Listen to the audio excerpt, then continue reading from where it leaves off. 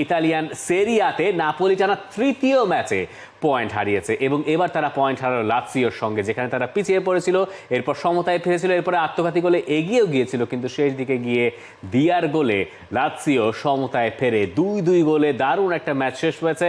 তাতে সেরিয়ার পয়েন্ট টেবিলের শীর্ষস্থানে নাপোলি এখনো আছে, তবে 2 নম্বরে থাকা ইন্টার মিলানের সঙ্গে ব্যবধান বাড়ানোর কাজটা তারা করতে পারে নাই, আর সেটা আরো বেশি মাহাত্ম্যপূর্ণ হয়ে যাচ্ছে কারণ আজ রাতে ইন্টার মিলান ডার্বি দেল্লা ইতালিয়ায় ইউভেন্টাসের বিপক্ষে খেলবে। দ্যাট মিন্স যেটা হচ্ছে যে ইন্টার মিলান সেই ম্যাচটা যদি জিততে পারে ইউভেন্টাসের এগেইনস্টে, তাহলে তারা 1 নম্বরে উঠে যাবে। যদিও আসলে ইউভেন্টাসটা একটু সলিড, মানে ডিফেন্সিভ লাইন থেকে একটু কিন্তু সলিড। আমার মনে হয় এই জায়গায় হচ্ছে গিয়ে মেইন চ্যালেঞ্জ, মানে দেখার মতো যেই জিনিসটা সেটা হচ্ছে ইন্টারের অ্যাটাক ভার্সেস ইউভেন্টাসের ডিফেন্স। আপনার প্রেডিকশনটা আরো একটা ড্র এক্স্যাক্টলি। আমি প্রেডিকশনটা দিয়ে এই ম্যাচের কথাবার্তা বলার চেষ্টা করি যে এই ম্যাচে কি হইতে পারে। আমি এই ম্যাচটা নিয়ে যতই মানে চেষ্টা করেছি, ঘাটাঘাটি করার যতটুকু বুঝেছে, আমার কাছে সবকিছু লিড করেছে যে এটা আরেকটা ড্র হতে পারে এরকম একটা জায়গায়। কোটি মানুষের আস্থার ভালোবাসায় 11 বারের মতো দেশের 1 নম্বর রেফ্রিজারেটর ব্র্যান্ড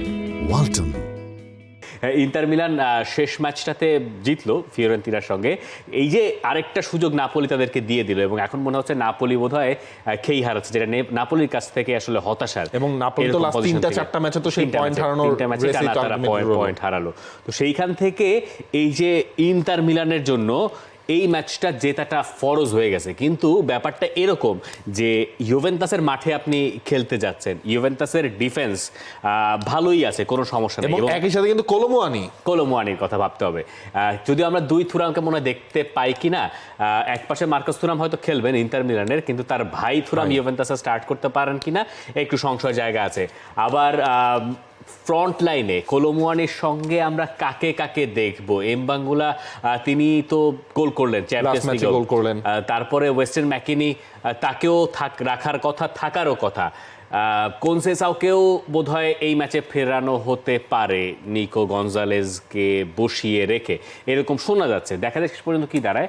আর ইন্টার মিলানের দিকে যদি আপনি আসেন, ইন্টার মিলানের বেস তো আমরা জানি যে 3 জনের একটা বেস থাকার কথা, এরপরে মিডফিল্ডটা সলিড যতখানি করা যায়। তবে গেম চেঞ্জার কি লাউতারো মার্তিনেজ অবধারিত কথাটা বলবেন, নাকি আমরা বলবো যে না ইউভেন্টাসের কলোমুয়ানি? আমি মানে এই ম্যাচে যদি ধরেন স্পটলাইটে কলোমুয়ানিকে রাখতে যাই, তিনি যেই পারফরমেন্সটা থ্রু আউট করছেন সেটার কারণেই। দেখা যাক শেষ পর্যন্ত। আপনার প্রেডিকশন তো ড্র, মানে কততে ড্র?